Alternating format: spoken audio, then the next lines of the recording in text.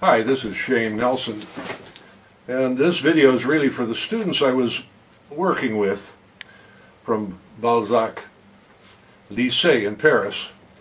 We were supposed to meet a few days ago, and it didn't work out. So before you go into your presentations and presenting your resolutions, I just wanted to talk to you about a few things.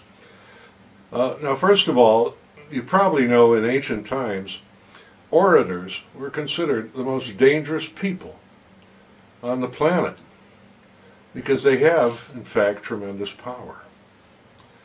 And this power, well, let me explain. For example, I went to a reading or a lecture in a bookstore on Rue Mouffetard many years ago. It was wonderful. The author was brilliant, and after the speech was so good, afterwards I went up to him and said, I'd love to translate that to English. And he gave me a copy, and I took it home, and guess what? It stunk. This man had turned really not a very interesting piece of writing into an extraordinary experience for everybody in that bookstore.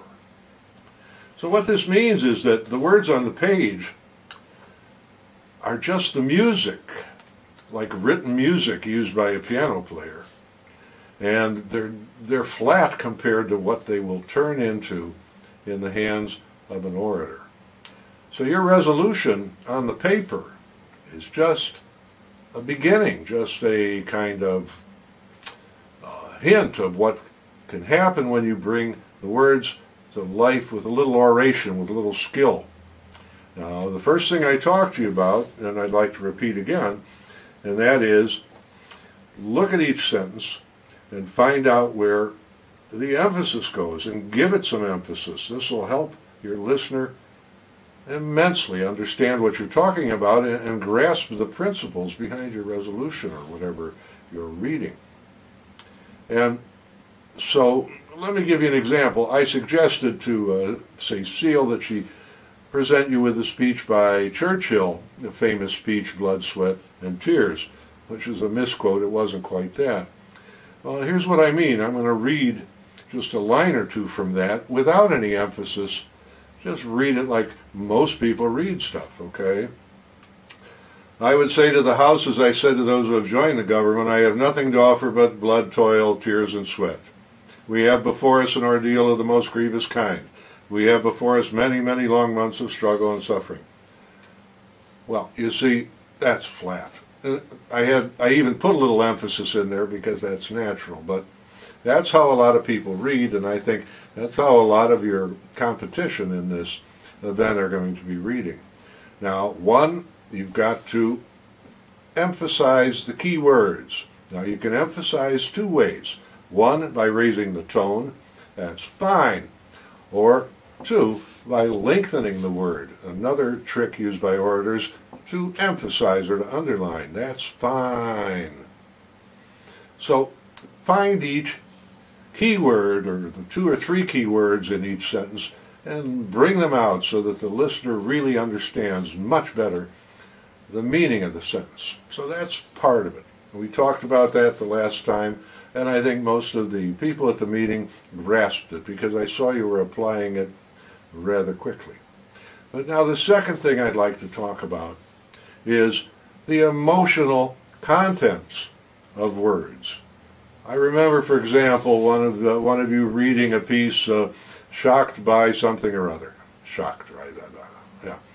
Well, it's a good point that you're shocked, but the word pronounced like that has no emotional power, and it's the emotion in the orator's voice that gives all the meaning.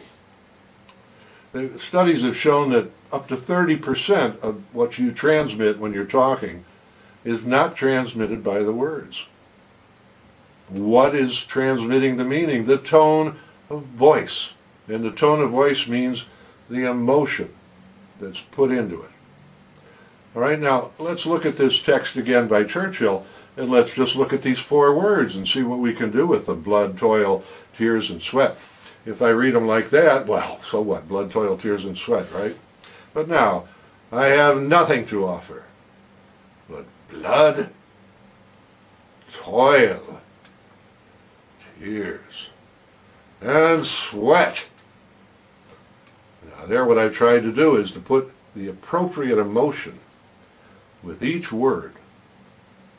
And that's how it's done. So the power of oratory comes from bringing in the emotion and giving to each word the feeling, the emotional feeling that it deserves. That little example I gave you a while ago was shocked. I was shocked to discover the price of arms in Africa. Okay, let's try it with emotion. I was shocked to discover the price of arms in Africa. Shocked. Now you see, your own emotion, if you bring it in there, can go right across to your listener. This is how great orators create a lot of problems. But it's also a wonderful tool in the kind of presentation you'll be doing. Oratory is very powerful. Those ideas that you have now in your resolution, that's just the raw music. You must be a musician and a magician and bring out the real feeling, and those words will be 100 times as convincing. All right, good luck on Saturday.